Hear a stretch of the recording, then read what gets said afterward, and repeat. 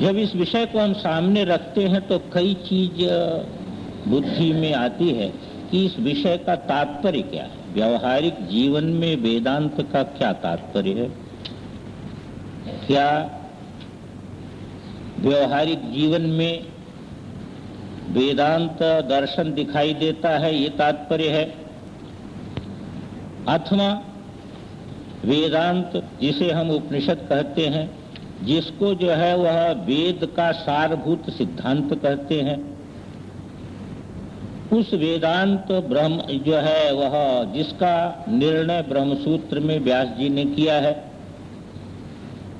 ऐसा जो उपनिषद है, उपनिषद द्वारा प्रतिपादित जो ब्रह्म ज्ञान है, उस ब्रह्म ज्ञान का हमारे व्यवहारिक जीवन में क्या उपयोग है।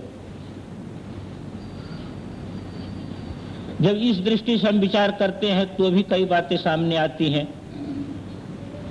बातें ये आती हैं कि उस ब्रह्म ज्ञान प्राप्त करने के लिए शास्त्र में जो साधन बताए गए हैं, ब्रह्म ज्ञानाभिमुख जब जीव होता है तो उसके जीवन में जो परिवर्तन होता है, जो उसको एक ब्रह्म विषयक परोक्ष ज्ञान प्राप्त होता है, उस परोक्ष ज्ञान से हमारे व्यवहार में क्या अंतर हो जाता है, या हमारे व्यवहार में क्या उसका जो है वह प्रभाव पड़ता है, इस पर भी विचार करना पड़ेगा। तो उस ब्रह्म ज्ञान का साधनभूत जो अंतःकरण की शुद्धि, उसके लिए जो कर्मयोग है, उस कर्मयोग का संबंध भी हमारे व्यवहार से है ही है। अंतःकरण शुद्ध होने पर जो परोक्ष ज्ञान हमको प्राप्त होता है, उस परोक्ष ज्ञान का व्यवहार के साथ कितना संबंध पड़ता है। और इसके बाद एक चर्चा का विषय ये भी आता है कि जिसको ब्रह्मानुभूति हो गई, तो ब्रह्मानुभूति का व्यवहार के साथ जो है वह क्या संबंध बनता है, हमारे व्यवहारिक जीवन में ब्रह्मानुभूति का क्या प्रभाव है। ऐसी विस्तृत बातें जो है हमारे बुद्धि में उस समय विचार करने के लिए आती है। यहां तक वेदांत का क्योंकि वेदांत से संबंधित ये सारी चीजें हो जाती हैं। अब हम ये विचार करें पहले कि उपनिषद प्रतिपादित जो ब्रह्म है, जिसको जो है वह वेदांत के द्वारा हम जिसको लक्षित करते हैं, जिसको समझते हैं, वह ब्रह्म विषयक जो ज्ञान है, वह ब्रह्म क्या होगा, उसके ज्ञान का स्वरूप क्या होगा, और वहां किसी प्रकार का व्यवहार है कि नहीं है। यदि व्यवहार वहां है ही नहीं तो व्यवहार से जो है उस ज्ञान का संबंध क्या बनेगा। ये सब जटिलताएं इसमें हैं। एक बात समझ में हमेशा रखनी चाहिए कि वेदांत तभी व्यक्ति को समझ में आ सकता है जब दो विरोधी बातें एक ही समय, एक ही जो है, एक ही काल में बिना किसी विरोध के बुद्धि में समझ में आ जाए, तभी वेदांत समझ में आ सकता है। ऐसा क्यों होता है? क्योंकि वेदांत एक पारमार्थिक सत्ता को स्वीकार करता है और एक व्यवहारिक सत्ता को। कोई बात व्यवहारिक दृष्टि से कही जाती है और कोई बात पारमार्थिक दृष्टि से कही जाती है। व्यवहारिक दृष्टि से जब वो बात कही जाती है तो पारमार्थिक दृष्टि का किसी प्रकार का विरोध नहीं है, और पारमार्थिक दृष्टि से जब उस बात को हम कहते हैं तो व्यवहारिक दृष्टि से उसमें किसी प्रकार का विरोध नहीं। जैसे मान लीजिए कि हम किसी यात्रा पर जाते हैं, रिजर्वेशन करा लेते हैं, अपने डब्बे में पहुंचते हैं, कहते मेरी बर्थ है, आप यहां से उठ जाएं।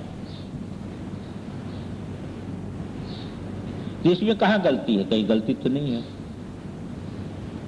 गलती तो नहीं प्रतीत होती है, मेरी बर्थ है। पर आप विचार करके और विचार करिए जरा, आपकी बर्थ है क्या? आपकी ट्रेन है क्या? वो आपका स्टेशन आएगा, आप उतर जाएंगे, बर्थ अपने साथ ले जाएंगे क्या? जिस समय आप कहते हैं कि मेरी बर्थ है, आप उठ जाइए, और उस व्यक्ति को व्यवहार में उठना भी पड़ता है, उस समय भी जानते हैं कि मेरी बर्थ नहीं, पर इतने देर के लिए व्यवहार है, इतने देर के लिए व्यवहार है कि मेरी बर्थ है। वास्तव में वो मेरी बर्थ नहीं है, उस बर्थ का मेरे साथ कोई संबंध नहीं है। इतना मात्र एक व्यवहारिक संबंध प्रतीत होता है कि जब तक जहां की जिस स्टेशन तक हमारा टिकट है, उस स्टेशन तक हम ये व्यवहार कर सकते हैं कि हमारी बर्थ है, इससे अतिरिक्त तो कुछ भी नहीं है। पर व्यवहार में वो चीज मान्य है, परमार्थ में वो चीज मान्य नहीं है। जैसी ये चीज है, इसी प्रकार जब शास्त्र व्यवहारिक दृष्टि से कोई बात कहता है तो पारमार्थिक दृष्टि से वो बात नहीं होती है, पारमार्थिक दृष्टि से अभाव है उसका, पर व्यवहारिक दृष्टि से वो जो की त्यों है। व्यवहार में आप तमाम दृष्टांतों से देखते हैं कि एक आज जो है प्रधानमंत्री है, कल भूतपूर्व प्रधानमंत्री हो जाता है, कल वो भूतपूर्व हो जाता है, कितनी देर का प्रधानमंत्री है वो। वस्तुतः क्या है? एक व्यवहार है। इसलिए व्यवहार जहां पर हम ये विचार करना आरंभ करते हैं कि हमारे व्यवहारिक जीवन में वेदांत क्या है, वहां पर ये समझ करके रखना चाहिए कि वेदांत एक जो है तत्व दृष्टि है, और वेदांत जो ये तत्व दृष्टि है और वास्तविक दृष्टि है, और व्यवहार जो है ये काल्पनिक दृष्टि है। क्यों काल्पनिक दृष्टि है? कि व्यवहार यहीं से आरंभ होगा। आप पहले लेंगे 3.5 हाथ के शरीर को लेंगे, ये मैं हूं, मैं देवदत्त हूं, मैं स्त्री हूं, मैं पुरुष हूं, मेरा ये नाम है, मेरा ये ग्राम है, मैं इस संस्था से संबंधित हूं, मैं इस संस्था से संबंधित नहीं हूं, और ये मेरा कर्तव्य है, ये मेरा अकर्तव्य है। यहां से आपका व्यवहार आरंभ होगा। शास्त्र हमारे लिए इस प्रकार का व्यवहार कथन करता है, शास्त्र इस प्रकार के व्यवहार का निषेध करता है। तो ये सारी चीजें जो हमारे सामने आती हैं, ये व्यवहारिक सत्ता को लेकर के आती है, इस व्यवहारिक सत्ता को लेकर के। और इसको जब हम सच मान लें यदि, तो क्या होगा? जहां इसको सच मान लेते हैं, कहां क्या होगा? कहां जो है ये होगा कि इसका सत्यत्व हमारे अंदर राग उत्पन्न करेगा, द्वेष उत्पन्न करेगा। हम परिच्छिन्न भाव में लेकर के एक व्यवहार करेंगे और राग द्वेष से आक्रांत होकर के इस व्यवहार के साथ ऐसे जुटते जाएंगे कि जो आपका स्वाभाविक व्यवहार होना चाहिए, जो कर्तव्यात्मक होना चाहिए, जो आपको जो है वह मानव होने के कारण आपके जीवन में जो कर्तव्य बुद्धि का जागरण होकर के जो शुद्ध व्यवहार होना चाहिए, वो शुद्ध व्यवहार आप कर नहीं सकते हैं, उसमें दोष आएगा। किसी न किसी प्रकार का उसमें दोष आए बिना रहेगा नहीं। एक नियम है, वेदांत सच्चाई को प्रकट करता है, किसी को बाधा नहीं देता है। आप ये जो है वह स्वयं विचार करके देखें कि सच्चाई को का प्राकट्य हमको व्यवहार की शुद्धि प्रदान करेगा या सच्चाई का अज्ञान हमको व्यवहार में शुद्धि प्रदान करेगा? शुद्धि कौन प्रदान करेगा? शुद्धि तो सच्चाई का ज्ञान ही प्रदान कर सकता है, अज्ञान कभी भी शुद्धि नहीं प्रदान कर सकता है। ये मैंने एक संकेत मात्र किया, इसको क्रम से हम विचार करेंगे। तो मेरे कहने का तात्पर्य है कि वेदांत एक ज्ञान है और वो ज्ञान क्या करता है, अज्ञान का नाश करने वाला होता है। इतना मात्र उसका कार्य है, किसी क्रिया में प्रवर्तित नहीं करता। इसीलिए वेदांत प्रतिपादित जो ब्रह्म है वो अक्रिय है। अक्रिय ब्रह्म का बोध आपको वेदांत उत्पन्न करता है। आप कहेंगे कि जब अक्रिय ब्रह्म का बोध वेदांत उत्पन्न करता है तब व्यवहार के साथ उसका क्या संबंध हो सकता है? नहीं, कोई संबंध नहीं है, व्यवहार के साथ कोई संबंध नहीं। वेदांत प्रतिपादित ब्रह्म का वेदांत के साथ कोई संबंध नहीं।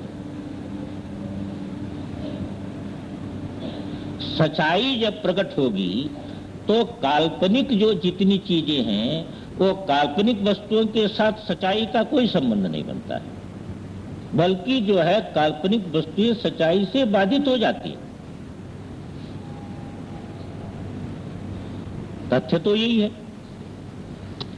इसलिए जो है वेदांत प्रतिपादित जो है, उपनिषद प्रतिपादित जो ब्रह्म ज्ञान है वह आपको इस प्रकार का ज्ञान उत्पन्न करता है कि जो है उस ब्रह्म का या आपके स्वरूप का किसी भी प्रकार के व्यवहार से कोई संबंध है ही नहीं। आपका स्वरूप असंग है और सारा का सारा व्यवहार तो आप पे कल्पित।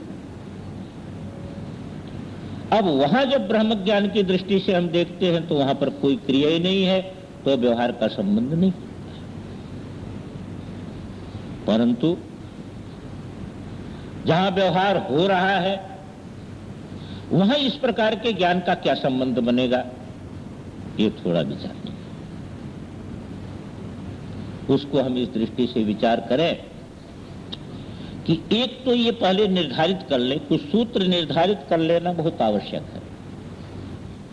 सूत्र ये निर्धारित करें कि वेदांत जो प्रतिपादित ब्रह्म को, जिस ब्रह्म का प्रतिपादन करता है वह शब्द का भी विषय नहीं।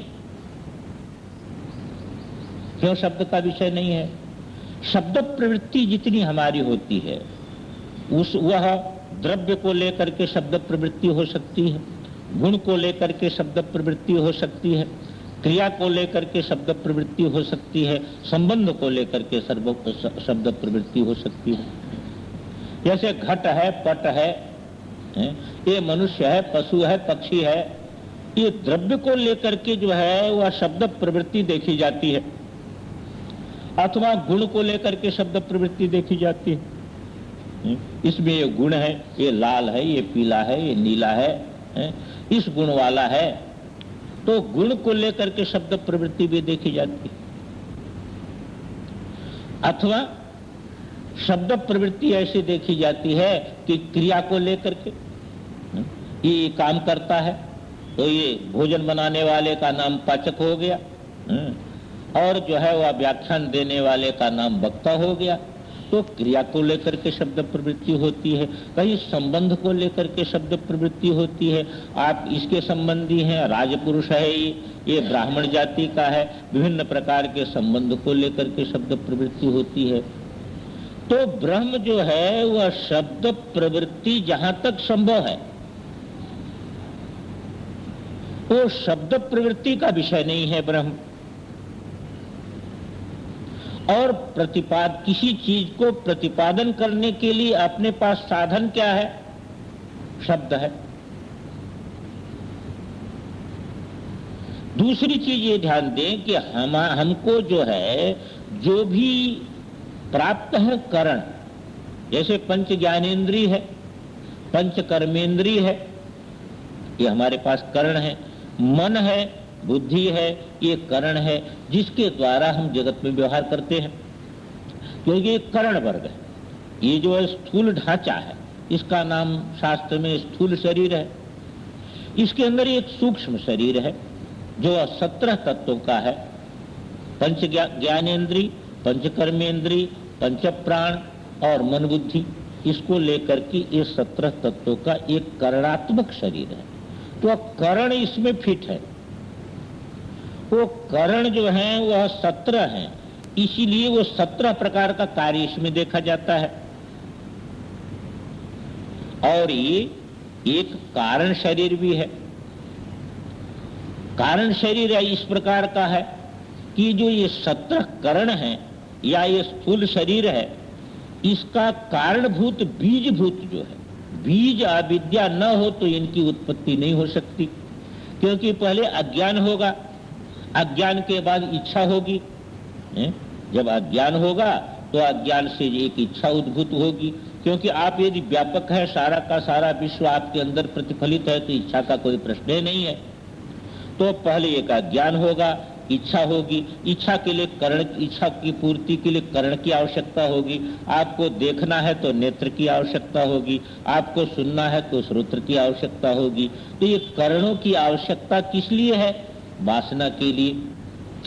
इसलिए वेदांत कहता पहले अविद्या है, अविद्या के बाद काम है, और काम के लिए फिर करण है, और कर्ण से फिर व्यवहार होगा, तभी कर्ण से कर्म बनेगा।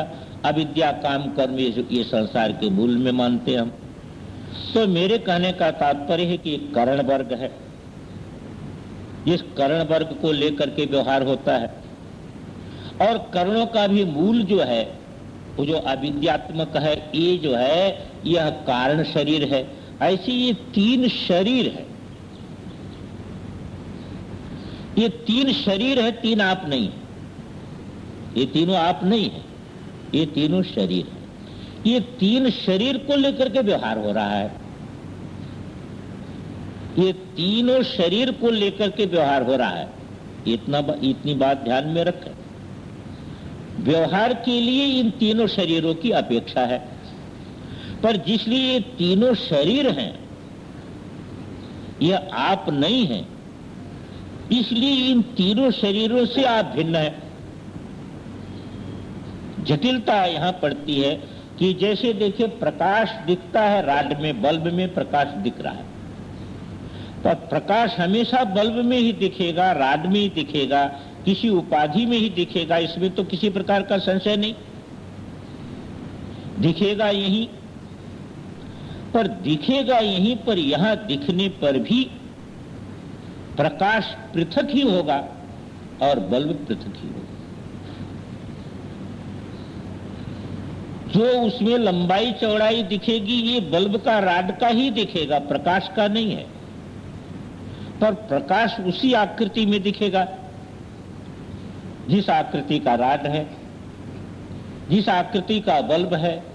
वह पीला है तो प्रकाश भी पीला दिखने लगेगा, वह नीला है तो प्रकाश भी नीला दिखने लगेगा, पर वह प्रकाश का स्वरूप नहीं है,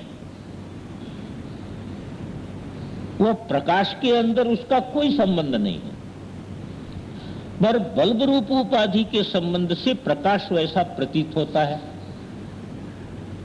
अब वैसा प्रतीत होगा ही, पर अब यदि आप वास्तविकता को समझेंगे, तो वास्तविकता को समझेंगे तो आपको समझ में ये बात आ जाएगी कि प्रकाश बिल्कुल पृथक है और बल्ब बिल्कुल पृथक है। ये बात समझ में आएगी।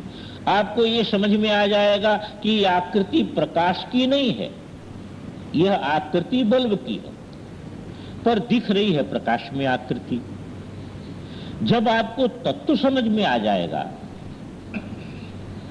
तब अब यहां पर 3.5 हाथ को लेकर के सारा व्यवहार हो रहा है, सारा व्यवहार स्थूल सूक्ष्म शरीर को लेकर के सारा व्यवहार है। पर वो वास्तविक अपना स्वरूप जब समझ में आ जाएगा आपको, तो ये 3.5 हाथ की उपाधि में एक ये स्थूल शरीर सूक्ष्म शरीर को लेकर के व्यवहार करने पर भी ये स्थूल शरीर सूक्ष्म शरीर आपको परिच्छिन्न नहीं कर सकेगा, क्योंकि ये परिच्छिन्नता स्थूल शरीर सूक्ष्म शरीर की है, आपकी नहीं है। आप इस जो है स्थूल शरीर सूक्ष्म शरीर के कारण परिच्छिन्न प्रतीत हो रहे हैं, पर जिस समय परिच्छिन्न प्रतीत हो रहे हैं उस समय भी आप परिच्छिन्न नहीं। मेरे कहने का तात्पर्य यहां पर इतना क्या था? कहने का तात्पर्य है कि समस्या की जटिलता यहां पर है कि शब्द का विषय ब्रह्म नहीं है और जो है वह शब्द के द्वारा ब्रह्म का प्रतिपादन करना है, तो कठिनता है, उसमें कठिनता है। दूसरी चीज क्या है कि ब्रह्म यदि जैसे एक विषय होता है और उसका बुद्धि में ज्ञान होता है, यदि विषयभूत ब्रह्म होता तो शायद कुछ सरल पड़ जाता जो है प्रतिपादन करना। यहां जिस ब्रह्म का प्रतिपादन वेदांत करता है वह आपका आत्मभूत है, स्व में करण की प्रवृत्ति बन नहीं सकती है। इसलिए जो हमारे पास बुद्धि है या मन है या करण है, ब्रह्म जो है स्व से भिन्न होता तो किसी न किसी प्रकार जो है हम बुद्धि के द्वारा उसको पकड़ लेते, क्योंकि बुद्धि में बड़ी ताकत है। वो बहुत सूक्ष्म से सूक्ष्म विषयों का, जो इंद्रियों के भी विषय नहीं बन पाते हैं, ऐसे सूक्ष्म से सूक्ष्म विषयों की आलोचना कर लेती है और उसको ग्रहित भी कर लेती है बुद्धि। पर सबसे बड़ी जटिलता यहाँ पर ये है कि जिसको ग्रहण करना है वो बुद्धि की भी आत्मा है, वह आपका स्वरूपभूत है। स्वरूपभूत होने के कारण जो है वो उसमें बुद्धि की प्रवृत्ति नहीं बन सकती है। और हमारे पास बुद्धि छोड़ करके और क्या साधन है, और आपने बुद्धि के अनुभव को प्रकट करने के लिए शब्द छोड़ करके और क्या साधन हो सकता है। इसलिए वेदांत यद्यपि उस ब्रह्म तत्व का प्रतिपादन करता है, पर वह ये भी कहता है कि वह ब्रह्म तत्व जो है शब्द का विषय नहीं है। यद्यपि वह आपके बुद्धि में उस तत्व को गृहीत कराता है, पर वह ये भी कहता है कि बुद्धि का विषय वो ब्रह्म नहीं। कभी कभी बहुत जटिलता हो जाती है। मैं कई बार ये उदाहरण देता हूं कि मान लीजिए कोई बालक है, वो सिनेमा कभी नहीं देखा है, हालांकि आजकल ऐसे बालक को खोजना भी कठिन है, पर ऐसी कल्पना कर लीजिए कि उसने सिनेमा कभी नहीं देखा, पर सुना है कि सिनेमा में एक पर्दा होता है, ऐसा उसने सुना है। और उसके मन में बड़ी भारी जिज्ञासा है कि मैं उस पर्दे को जानूं कि पर्दा क्या है, ऐसी बड़ी भारी जिज्ञासा है। एक दिन आपके साथ वो गया सिनेमा घर में, और जिस समय पहुंचा उस समय जो है खेल चल रहा था, दृश्य दिख रहे थे। वो पहुंचते ही आपसे पूछता है, पिताजी इसमें पर्दा क्या है, कौन है? उसकी जिज्ञासा पर्दे की है। वो आपसे सीधे पूछता है कि पिताजी इसमें पर्दा कौन सा है? आप कैसे समझाएंगे उसको? आपके लिए समस्या नहीं है, क्योंकि आपको पर्दे का ज्ञान है, पर समझाने में कितनी जटिलता है। इतनी जटिलता है कि आप जिधर अंगुली करेंगे उधर कोई न कोई चित्र है, उस चित्र को वो पर्दा समझ लेगा। आपके पास संकेत जो करने का है तो आप संकेत तो करेंगे पर्दे का, पर जिधर अंगुली उठाएंगे उधर कोई न कोई चित्र तो आ ही जाएगा, तो उस चित्र को पर्दा समझ लेगा। यदि आप कहेंगे कि ये सब जो है वह पर्दा है, तो सारी चित्रों को मिला करके पर्दा समझ लेगा। यदि कहो कि जिस पर ये चित्र भाषित हो रहा है वो पर्दा है, तो उसको तो जानता ही नहीं, उसको समझेगा कैसे? तो बड़ी भारी जटिलता कभी पड़ जाती। इसी प्रकार श्रुति के सामने भी समस्या है। एक हमको सुषुप्ति की एक ऐसी स्थिति है कि जहां पर तो ये चित्र नहीं है, तो वहां समझाने की प्रक्रिया नहीं बन सकती। यदि सुषुप्ति में समझाने की प्रक्रिया बनती तो शायद हम कह सकते थे कुछ, पर सुषुप्ति में तो समझाने की प्रक्रिया नहीं बन सकती है। और जिस जागृत अवस्था में समझाने की प्रक्रिया है उसमें सामने चित्र ही है, चित्र ही दिखता है। यद्यपि पर्दे को छोड़ करके चित्र नहीं है, पर हमारे नेत्र के सामने तो चित्र ही है, हमारी बुद्धि के सामने कोई न कोई आकृति ही है। इसलिए जिस तरफ हम निर्देश करेंगे शब्द का, वो शब्द वाच्य जो अर्थ होगा वह बुद्धि में आएगा, और शब्द वाच्य अर्थ जो हमारी बुद्धि में आएगा तो एक आकृति बन जाएगी, और वही जो एक आकृति बन जाएगी तो फिर हम ब्रह्म तक नहीं पहुंच पाएंगे। समस्या यही जटिल है श्रुति के सामने। इसीलिए इस समस्या को न समझने के कारण लोगों के मन में बहुत भ्रम हो जाता है कि श्रुति कहीं ऐसा कह देती है तो कहीं ऐसा कहीं कह देती है कि जो अनेजत है, और कहीं कह दे मनसो जवियो।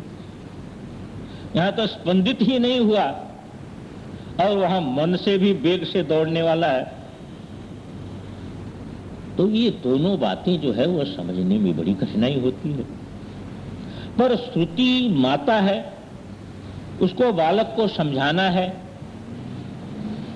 तो समझाना है तो उसको एक प्रकार समझाती है, दूसरे प्रकार समझाती है, तीसरे प्रकार समझाती है, चौथे प्रकार समझाती है। वह जानती है शब्द वाच्य वह तत्व नहीं है जिसको समझाना है। इसी को गोस्वामी जी बड़े विलक्षण ढंग से कह देते हैं। कहते सुनो तात यह अकथ कहानी। कहते एक कहानी सुनो। जब ज्ञान की कथा वो कहने लगते हैं तो कहते एक कहानी सुनो। कहा सुनाओ है अकथ। कहते अकथ है फिर क्या आप सुनाते हैं? तो कहते समुझत बने न जाए बखानी। यदि तुम सावधान हो तो समझ सकते हो, पर वाच्यार्थ बन नहीं सकता है। इसीलिए वेदांत हमेशा लक्षणावृत्ति को लेकर के तत्व का प्रतिपादन करता है, और उस तत्व का प्रतिपादन करते हुए उसको आत्मरूप करके कथन करता है। और इसीलिए समस्या पड़ती है, जो योग आदि की भी समस्या है, क्योंकि शब्द से ज्ञान होता है तो ध्यान धारणा की क्या आवश्यकता वहां पर है? ज्ञान के लिए तो शब्द ही पर्याप्त है, चाहे वह वाच्यार्थ हो, चाहे वाच्यार्थ से हो, चाहे लक्षणार्थ से हो। बात तो आपकी ठीक है, पर जैसे एक बार प्रकाश दशा में, अंधकार रहित दशा में और चित्र रहित दशा में पर्दे का साक्षात्कार यदि आपको हो जाए, तो चित्र दशा में भी पर्दा आपको ज्ञात है और अंधकार दशा में भी पर्दा आपको ज्ञात है। दोनों दशा में ज्ञात है। वो एक बार ज्ञात हो जाने के बाद फिर अज्ञात नहीं हो सकता है। विलक्षणता ये है कि पर्दा एक बार ज्ञात हो जाने के बाद चाहे वह